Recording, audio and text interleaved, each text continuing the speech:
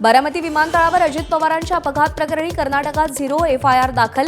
मंगळुरूचे police महानिरीक्षक P हरिशेखरन यांचं महाराष्ट्र डीजी ऑफिसला पत्र। कर्नाटकात दाखल 0 FIR आता महाराष्ट्र पोलिसांनी बारामती ग्रामीण पोलीस ठाण्यात वर्ग करण्यासाठी पत्र। राज्याच्या अर्थसंकल्पीय अधिवेशनाचा आजचा शेवटचा दिवस। आज अंतिम आठवडा प्रस्तावावर चर्चा होणार।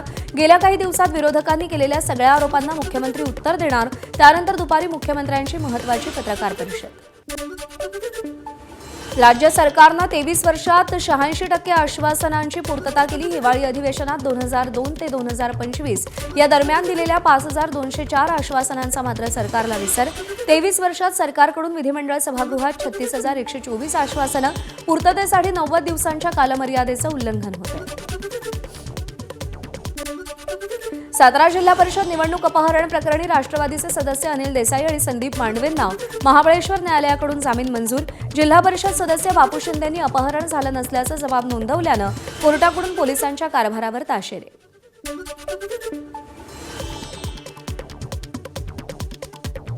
युद्धाची तीव्रता कमी होण्याची चिन्ह दिसताच सोनं आणि चांदीच्या दरामध्ये वाढ झाल्याचं पाहायला मिळतंय। आज पुन्हा एकदा सोन्याच्या दरामध्ये 5,000 रुपयांनी वाढ झाली आहे। आज सोन्याचा दर 1,40,500 रुपयांवर पोहोचलाय, तर चांदीच्या दरातही वाढ झाली आहे। आज चांदीचा दर 2,40,000 रुपयांवरती पोहोचलेला आहे।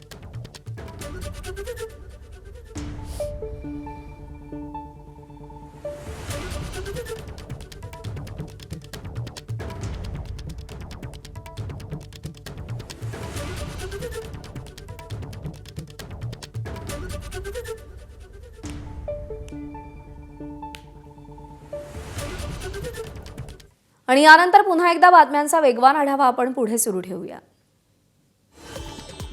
राज्य महिला आयोगावर अध्यक्ष आणि सदस्य यांची नेमणूक यापुढे राजकीय दृष्टिकोनातून नको। सत्ताधारी पक्षातील महिला नेत्यांचं राजकीय पुनर्वसन महिला आयोगात नको। राष्ट्रवादी शरद पवार पक्षाच्या प्रदेश सरचिटणीस अंजली साळवेंची मागणी।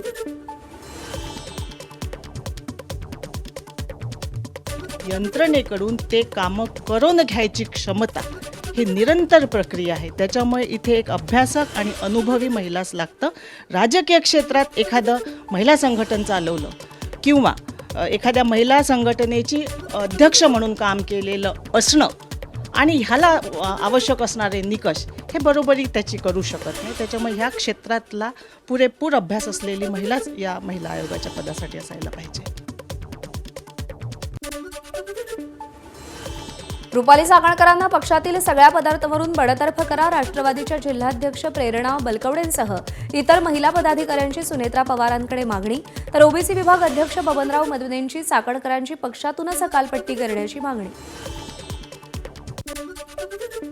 भोंदू अशोक खरातच्या ईशान्येश्वर मंदिराला 1,05,00,000चा सरकारी निधी 2018 मध्ये देवेंद्र फडणवीसांच्या युती सरकारनं हा निधी दिला। निधी दिल्याचा 31 मार्च 2018 रोजीचा GR समोर। तत्कालीन पर्यटन मंत्री जयकुमार रावल यांच्याकडून निधी मंजूर। भोंदू अशोक खरातवरती 7वा गुन्हा दाखल। करिअर घडवण्याचा सल्ला घेण्यासाठी गेलेल्या विद्यार्थिनीवर गुंगीचं औषध देऊन अत्याचार केल्याचा आरोप। विरोध केल्यास कुटुंब संपवण्याची धमकी, वडिलांचा मृत्यू होण्याची भीती घातली।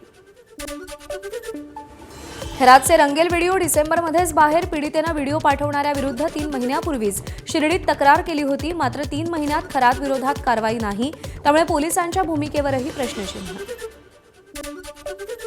अशोक खरात प्रकरणात SITची नाशिकच्या इगतपुरी तालुक्यातील नांदगाव बुद्रुक गावात झाडाझडती। खरात याच ठिकाणाहून काळी जादू आणि पूजाविधीसाठी लागणारं सामान आणत असल्याचा SITला संशय।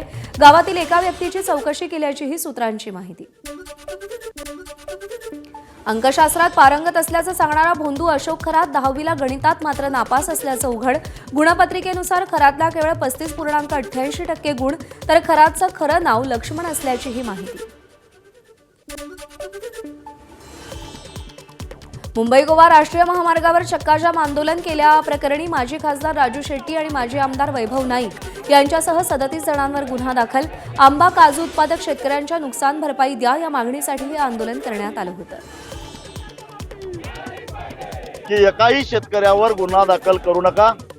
तुम्ही 2 पावलं पुढे आला, आम्ही 2 पावलं पुढे येतो आणि आमचा बेमुदत रस्ता रोको मागे घेतो असं आम्ही प्रशासनाला सांगितलंय। त्यांनी तसं आश्वासन दिलं आहे। यात फसवणूक झाली तर भविष्यातल्या आंदोलनामध्ये प्रशासनाला कसा झटका द्यायचा याचा 30 वर्षाचा आमच्याकडे अनुभव आहे. मीरा भाईंदरचे भाजप आमदार नरेंद्र मेहतांना मुंबई उच्च न्यायालयाचा दिलासा. मेहतांच्या आमदारकीला आव्हान देणारी याचिका कोर्टानं फेटाळली. मेहतांचा उमेदवारी अर्ज चुकीच्या पद्धतीनं स्वीकारण्यात आल्याचा याचिकेत आरोप होता. महाराष्ट्रातील 165 अनुसूचित जातीच्या निवासी आश्रमशाळा शासन निर्णय होऊनही निधीपासून वंचित. तात्काळ अनुदान देण्याची संस्थापक शिक्षकांची मुख्यमंत्री देवेंद्र फडणवीसांकडे मागणी.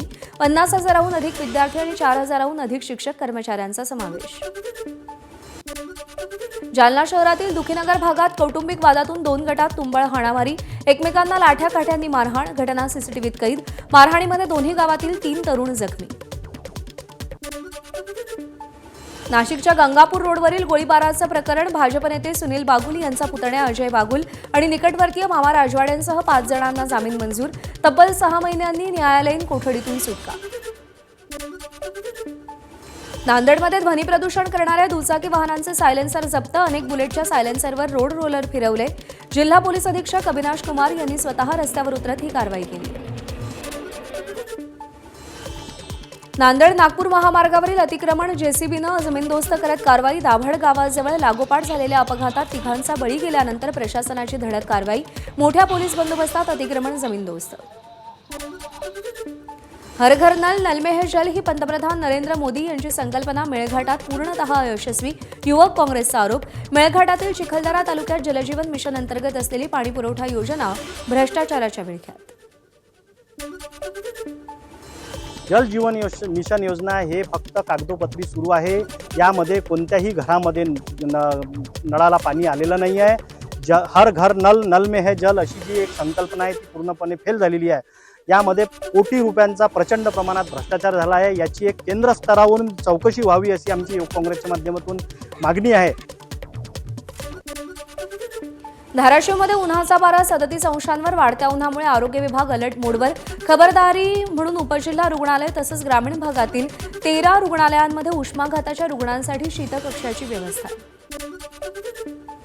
साईबाबांच्या शिर्डीत 3 दिवस चालणाऱ्या रामनवमी उत्सवाला आजपासून सुरुवात. साईबाबांच्या हयातीत सुरू झालेल्या उत्सवाचं यंदाचं 115वं वर्ष. काकड आरतीनंतर फोटोची सवाद्य मिरवणूक काढून उत्सवाला पारंपरिक पद्धतीनं सुरुवात. मंदिरात आकर्षक सजावट आणि विद्युत रोषणाई.